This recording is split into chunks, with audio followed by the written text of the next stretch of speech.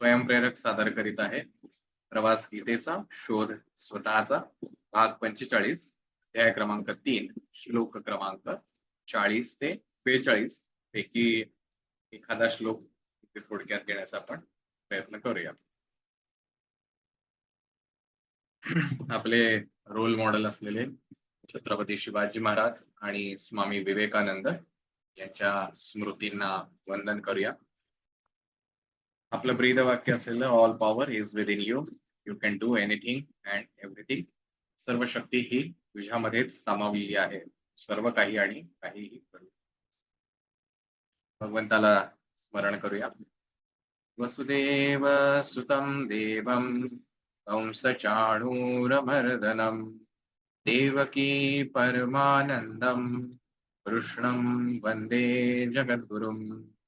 ओम श्री परमात्मने नमः. संत श्रेष्ठ श्री ज्ञानेश्वर माऊली यांनाच्या चरणी कोटी कोटी वंदन.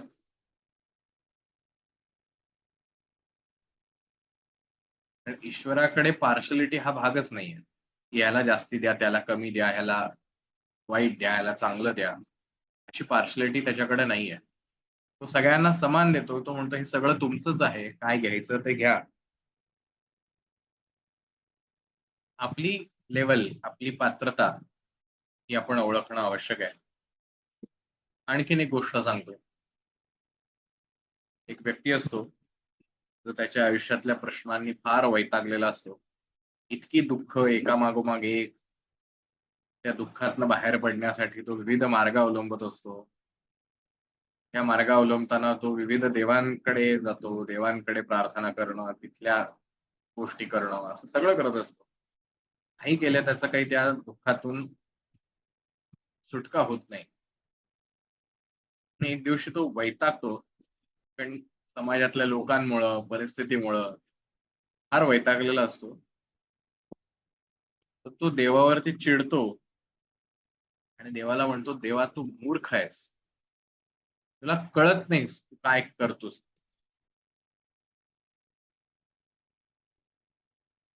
तो देवाला असं म्हणतो की देवा, अरे तू ती गीता जी आहे ती अर्जुनाला सांगितली, तो सज्जन आहे, चांगला आहे, सद्विचारी आहे, ज्याला युद्ध करायचंच नव्हतं.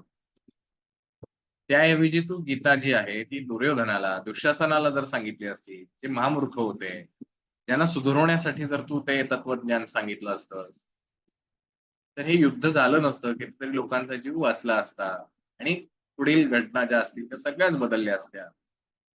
मूर्ख आहेस, तुला कळलं नाही की काय करायला पाहिजे. अर्जुनाच्या ऐवजी दुर्योधन किंवा दुःशासनाला तू ही गीता, हे तत्वज्ञान सांगायला हवं. असा एकदम तो आवेशाने बोलत असतो, चिडून, रागाने. आणि अचानक तिथे भगवंत समोर त्याच्या प्रकट होतो आणि प्रकट झाल्या झाल्या म्हणतो, वत्सा बोल काय झालं. हा देव आल्यानंतर एकदम जरा शॉक मध्ये जातो, घाबरतो. भगवंत वत्सा म्हटल्यामुळे जरा हा सुखावतो की चला, म्हणजे नॉर्मल मूड आहे, मी चिडलोय म्हणून काय देव मला रागवायला आला नाही.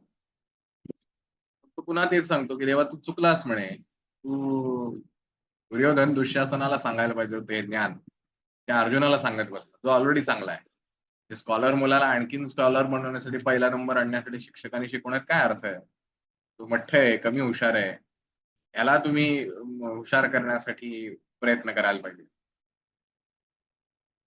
तर भगवंत त्याला म्हणतो, तू मला उपदेश देऊ नकोस. असं जोरात जरा आवाज वाढवून बोलतो.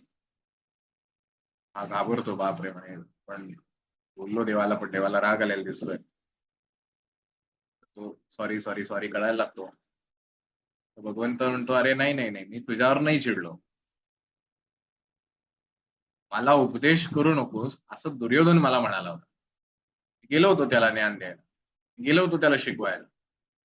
तो मला म्हणला, मला उपदेश करू नकोस. काय चांगलं आहे हे मला माहिती आहे, काय वाईट आहे हेही मला माहिती आहे. तू मला सांगण्याची गरज नाही. जे चांगलं आहे ते मला करायचं नाहीये, जे वाईट आहे ते मला सोडायचं. आणि म्हणून मी म्हणे, अर्जुनाला गीता पण अशीच नाही सांगितली. अर्जुन म्हणाला, देवा तू सांग मी तयार आहे तू सांगशील ते करायला. म्हणून मी त्याला गीता सांगितली. मी उगाच कोणाला उपदेश करायला जात नाही. मी फक्त शांतपणे त्रयस्थ भूमिकेतून छान सगळं पाहत असतो. मी कधीही कुठलाही रोल प्ले करायला जात नाही. पण जर कोणी माझ्याकडे विचारणा केली, तर मात्र मी त्यांनी विचारलेल्या प्रश्नाचं उत्तर देतो. त्यामुळे मी ज्ञान त्यालाच देतो, जो ते अवलंबण्यासाठी तयार आहे. म्हणून तो दुर्योधन मला म्हणला होता, की मला उपदेश देऊ नकोस, म्हणून मी त्याला काही उपदेश दिला नाही. तू जर असं मला पण म्हणत असशील, तर मी तुलाही उपदेश करेन. त्यात काय, केवळ शाब्दिक ज्ञान घेऊन काही उपयोग नाही. ते सत्यात उतरवण्यासाठी जो मेहनत घेईल, त्याला भगवंत 100% मदत करतो. आपल्याही आयुष्यात भगवंताची साथ सदैव राहावी, अशी आपल्याला जर इच्छा असेल, तर कायम प्रयत्नशील राहा. कितीही संकट आली, कितीही वाईट परिस्थिती असेल, मनाच्या विरुद्ध सगळ्या गोष्टी घडत असतील, स्टील लक्षात ठेवा, भगवंत आपल्या सोबत आहे. त्याला एकदा विचारा, तेव्हा मी तू सांगशील ते करायला तयार आहे, बोल मी काय करू. बघा तुम्हाला तुमचं उत्तर मिळेल, पण त्या उत्तरावर काम करण्याची हिंमत मात्र सोडू नका. कारण जे भगवंत सांगेल, अर्जुनालाही जे सांगितलं, अर्जुनालाही ते पचनी पडलेलं नाही. त्यालाही ते उतरवणं अशक्य वाटतच होतं. जरी अशक्य वाटलं तरी पुन्हा त्याच भगवंताला विचारा, तेव्हा फार अवघड वाटतंय, काय करू मी सांग. मग तो 3रा अध्याय सांगेल, मग 4था सांगेल, मग 5वा सांगेल. असं करत करत तो तुम्हाला हळूहळू हळूहळू 8 अध्यायापर्यंत घेऊन जाईल. अंजारून गोंजारून सांगेल आणि सरते शेवटी पुन्हा तो दयाळू आहे. तो म्हणेल, ठीक आहे वत्सा, नाही समजलं तरी काळजी करू नको, फक्त मला शरण आहे, बाकी मी सगळं सांभाळून घेईन. बघा परिस्थिती प्रत्येकाच्या आयुष्यात वाईट येते. कोणीही सरळ सुखी आयुष्य जगू शकत नाही, किमान माणूस म्हणून तरी. माणूस म्हटला की त्याच्या आयुष्यात दुःख हे आलंच. म्हणून केवळ भगवंतासमोर लाचार म्हणून जर जात असाल, तर तो तुम्हाला काही देणार नाही. भिकेपुरतं जेवढं द्यायचं असेल तेवढं ताटलीत टाकेल, ते अर्थात शिळं पाकं असेल. याचक म्हणून जा. तुम्हाला आदराने सगळं काही तुमच्या झोळीत टाकायला तयार आहे. असो, विषय जास्ती वाढवत नाही. इंद्रियाणी मनोबुद्धिर अस्या अधिष्ठानमुच्यते एतर्विमोहयत्येष ज्ञानमावृत्य देहिनम्. भगवंत असं सांगतोय अर्जुनाला की इंद्रिय, मन आणि बुद्धी ही या कामवासनेचं अर्थात इच्छा निर्माण करण्याचं निवासस्थान म्हटली आहेत. या ज्या इच्छा आहेत, ह्या मन, बुद्धी आणि इंद्रियांच्या द्वारा ज्ञानाला आच्छादित करून जीवात्म्याला मोहित करत असतात. आपणही आपलं लाईफ जे काही जगतो, आपण जे काही आहोत, हे थोडंसं आतमध्ये डोकावून पहा. या साऱ्या आपण तयार केलेल्या इच्छा आहेत. काही नकळत, काही कळतपणे. आपण कधीतरी नकळतपणे काहीतरी बोलून जातो. तेच नकळत आपल्या आयुष्यात घडत असतं. तो आपल्या आयुष्याचे करते आपण आहोत. आणि मग हे आपण म्हणजे कोण? तर हे 3 फॅक्टर. इंद्रिय, मन आणि बुद्धी. इंद्रिय जे आहेत हे इनपुट देणारे आहेत. कारण हे 5च गोष्टी आहेत आपल्या आयुष्यात, ज्याच्या थ्रू आपण एक्सपिरियन्स करू शकतो. त्याला आपण ग्रॉस बॉडी असं म्हणतो. स्थूल शरीराचे जे इंद्रिय आहेत. पण आपण मागेही बघितलं, फक्त ही स्थूल शरीराची जी इंद्रिय आहेत तेवढीच इंद्रिय नाही आहेत.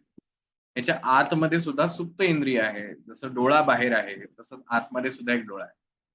जसा कान बाहेर दिसतो, तसा आतमध्ये एक सुद्धा कान आहे. जसं तोंड बाहेर दिसतं, जीभ दिसतेय बाहेर, तसे आतमध्ये एक जीभ. असं प्रत्येक इंद्रिय जे आहे ते सूक्ष्म स्तरावर सुद्धा आहे आणि स्थूल स्वरूपामध्ये सुद्धा आहे. हे दोन्हीही इंद्रिय जे आहेत, स्थूल आणि सूक्ष्म, हे दोन्हीही इनपुट्स आहेत या डिझायर्स. कुठून निर्माण होते ही इच्छा? बघा आपण बऱ्याचदा अनेक लहान बाळांचे फोटो किंवा व्हिडिओ पाहतो, की तो काय ते कुठले संस्कृत श्लोक म्हणला की छान हसतो. कुठले ते देवाची नावं जपमाळ करायला लागला की तो पण तसंच करत असतो. छान स्माईल करतो. तो जे आवाज करतो, कारण त्याला बोलता येत नाहीये. तर ते आवाज सुद्धा त्या टोनमध्ये असतात. मग आपण म्हणतो बघा, वाह! वाह! किती छान, छान, छान. किती गुणी बाळ आहे. हे कशामुळे घडतं जरा विचार केला, तर त्या बाळाचे जे पालक किंवा त्याच्या आजूबाजूची जी परिस्थिती असते, त्या परिस्थितीमध्ये त्याला सातत्याने तेच दिसतं, की ते श्लोक त्याच्या कानावरती पडतायत. ते चांगल्या गोष्टी त्याच्या कानावर पडतायत. डोळ्यांनी त्याला छान हसणारी माणसं दिसतायत. तर तोही हसतो. जर त्याला त्याच्या डोळ्यांसमोर रडणारी माणसं, चिडणारी माणसं, भांडणारी माणसं अशी जर सतत दिसत असेल, असं अनेक घरात होतं. तुम्ही हे अनुभवलेलं असेल.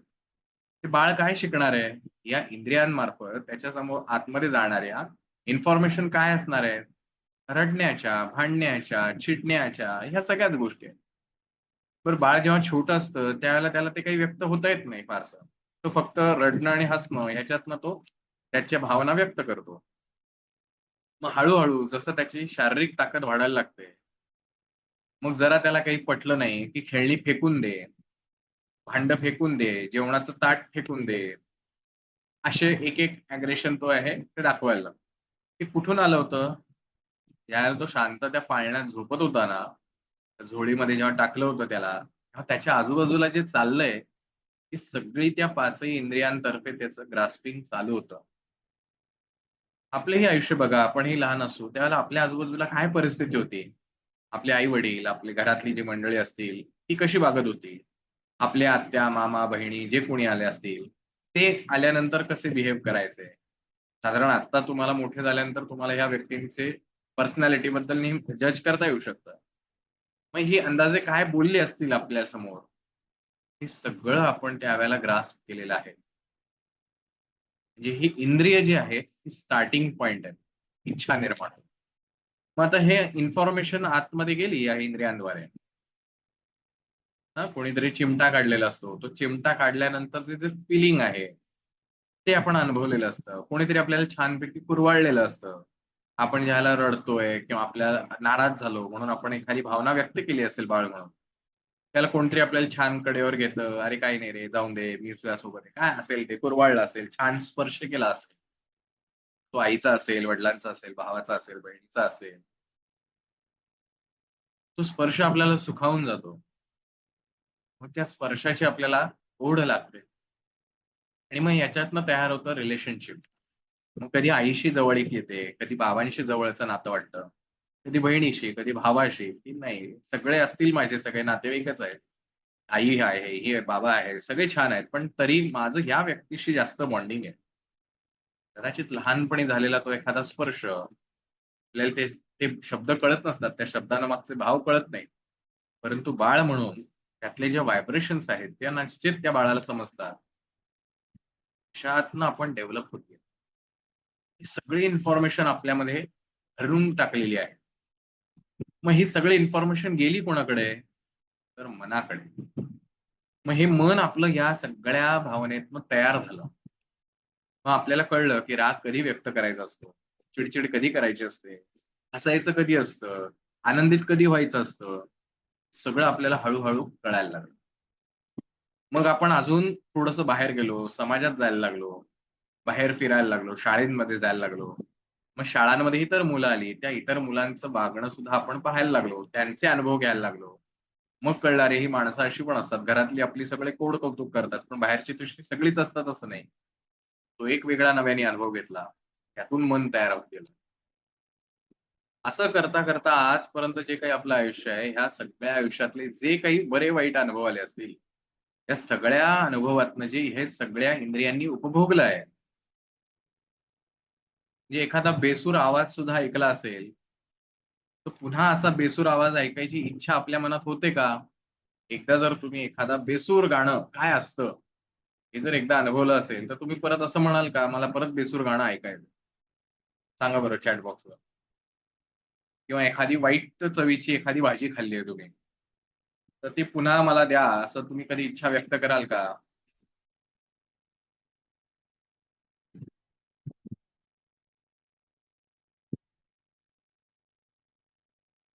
नाही कराल असं म्हणताय. राईट. आशा करतो की सगळ्यांचा असाच फीडबॅक असेल.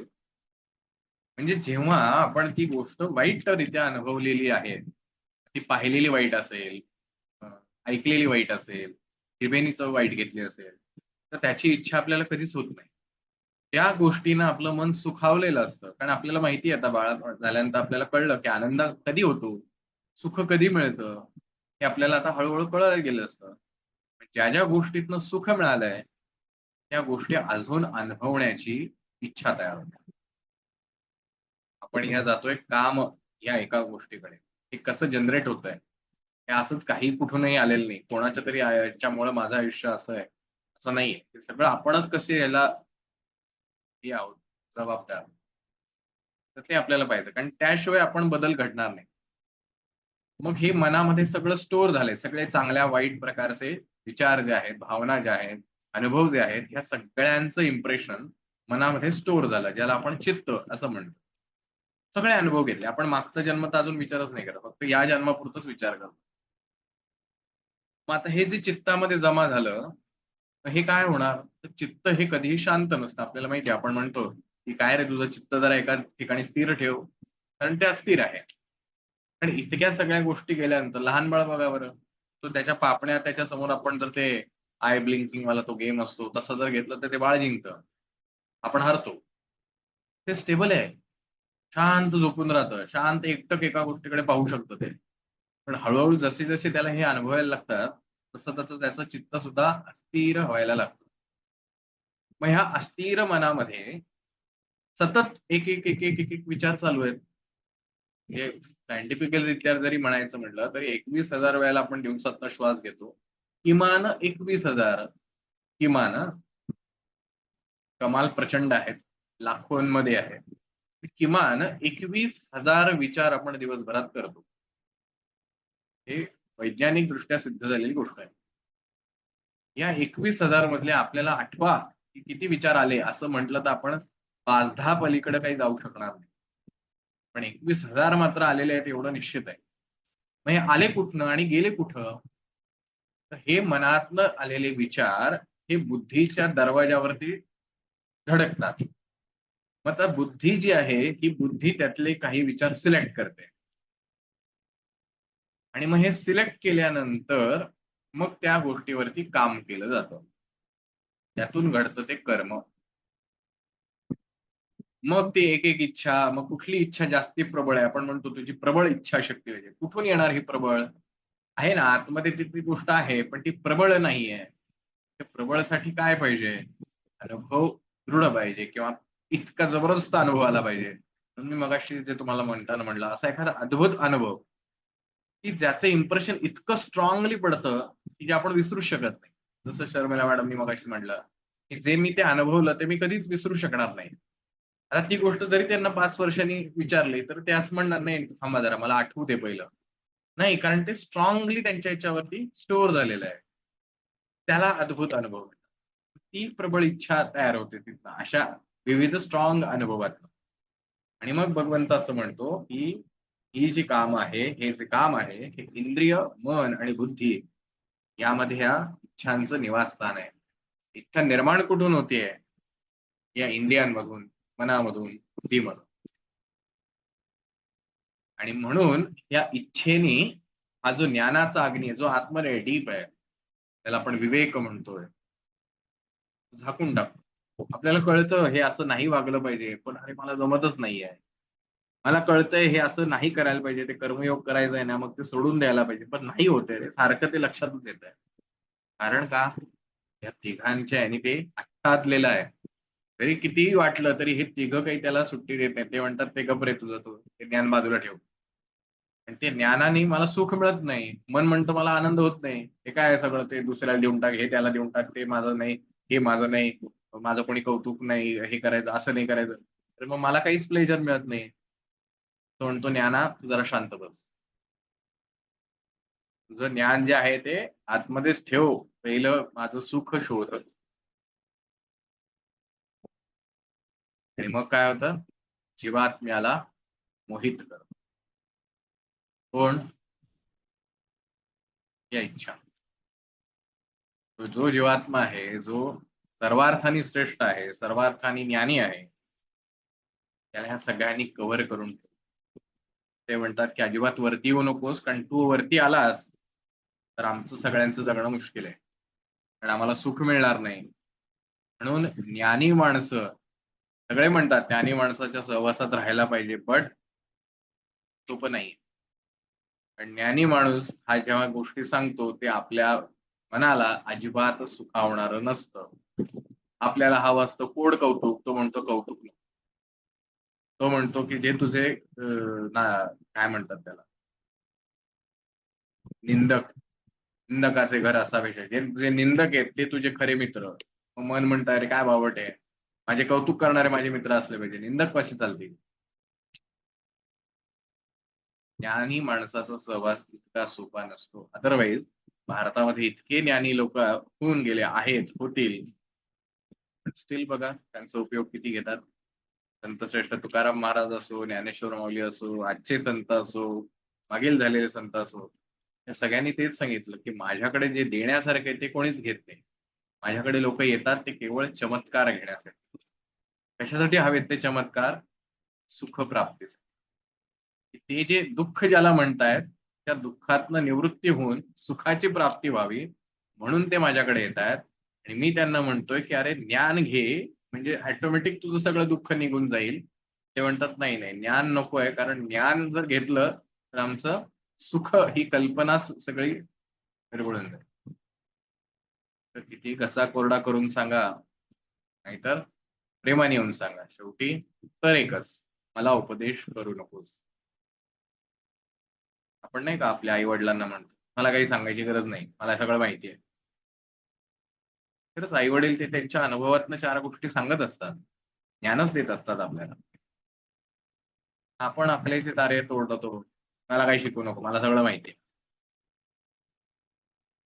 किती काय म्हणतो, चुकीच्या पद्धतीने आपण त्यांच्याशी वागतो. कारण ज्ञान नको असतं कोणाला, आणि ते ज्ञान आलं, हा वरचं झाकलेलं कव्हर जे आहे निघून जातं. निघालं की मग आपल्याला वाटतं माझं अस्तित्वच संपलं.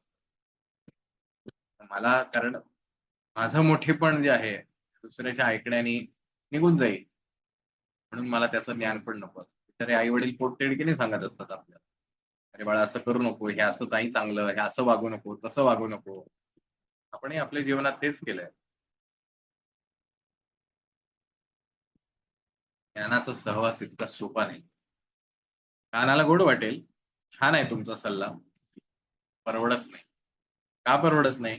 कारण तिथं मला बदल करावा लागेल स्वतःमध्ये. पण भगवंत असं म्हणतो की तेच सत्य आहे. जर कधीतरी शांत बसून आपल्या आई वडिलांशी आपण बोलायला गेलो की आई बाबा माझ्या आयुष्यात अशी काहीतरी समस्या आहे, मला तुम्ही मार्ग दाखवता का, की त्यांच्या ज्ञानाचा तुम्हाला लाभ होईल. तुम्ही नक्कीच त्यांच्यापेक्षा, त्यांच्या जनरेशन आणि तुमच्या जनरेशन मध्ये फरक आहे, त्यामध्ये अजिबात दुमत नाही. त्यांच्या वेळचे रिसोर्सेस, तुमच्या वेळचे रिसोर्सेस यामध्येही फरक आहे. पण अनुभवातनं आलेलं ज्ञान पुस्तकी ज्ञानापेक्षा फार मोठं आहे.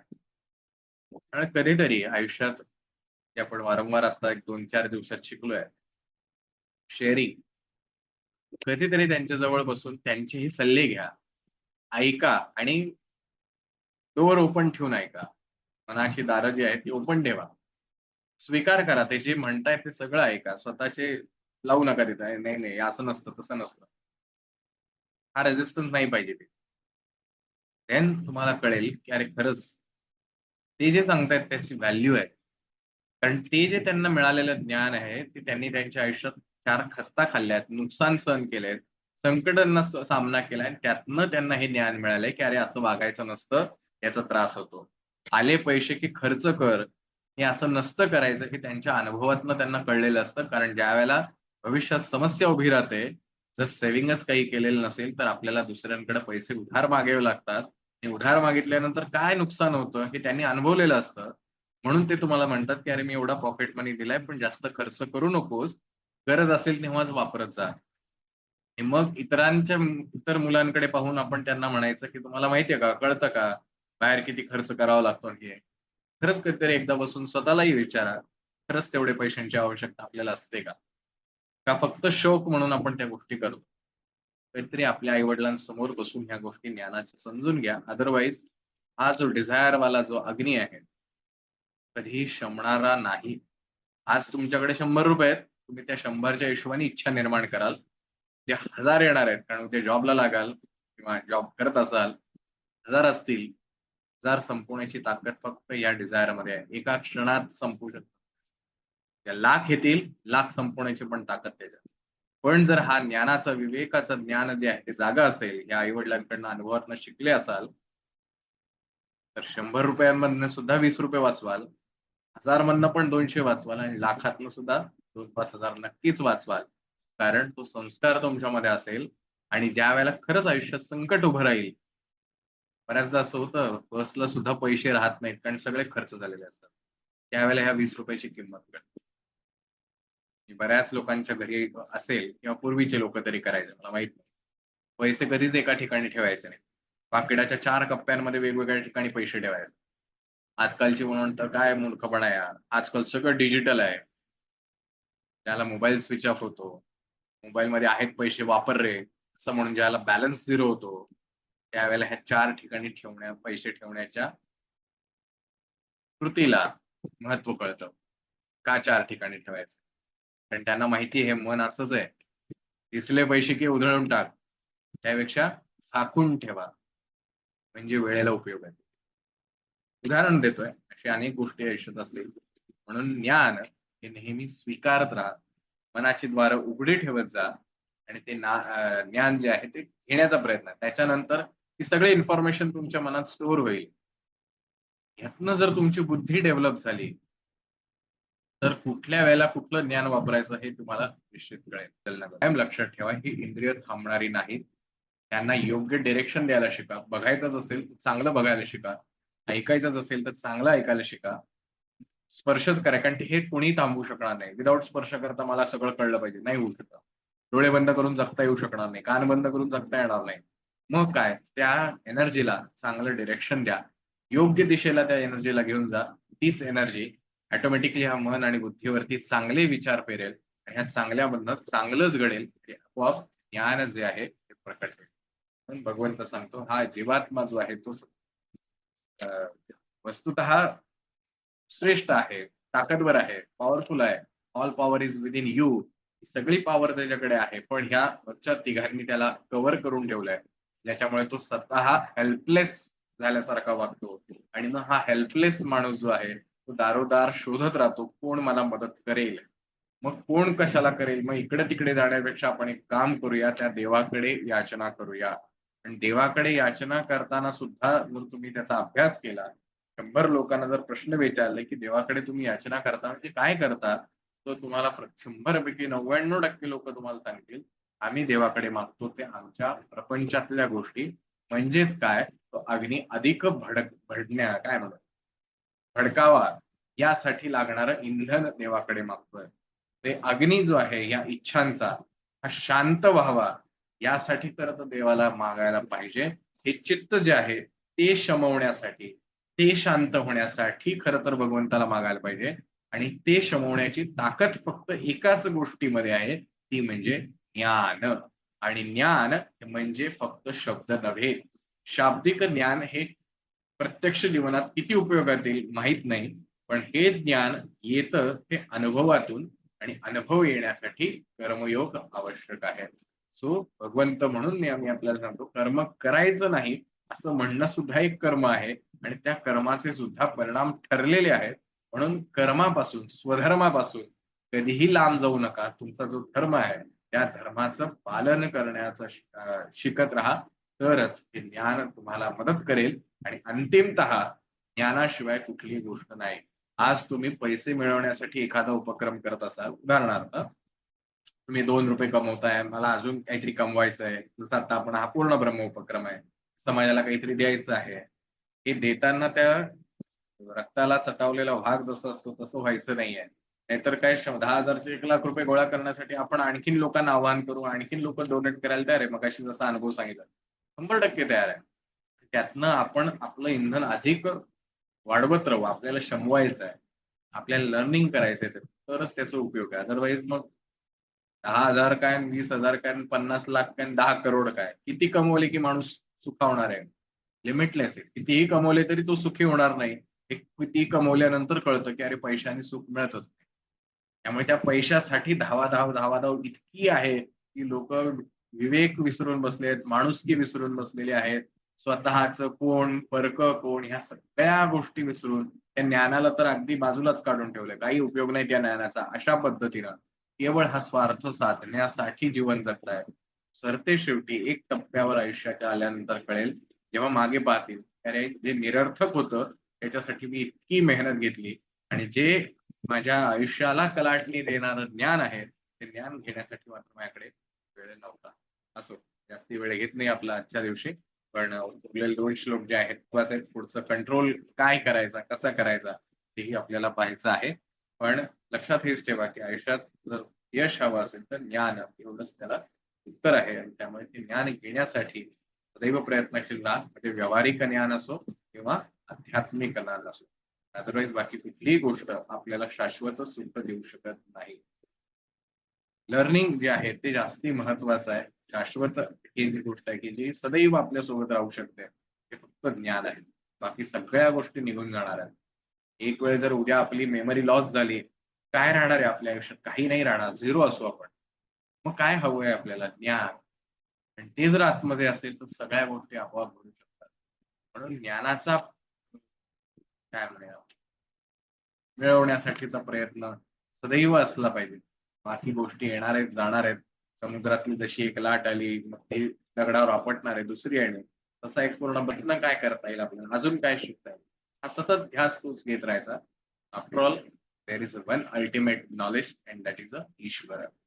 त्या ईश्वराकडे जाण्यासाठीचा हा कर्मयोगाचा भाग आपल्याला घ्यायचा आहे.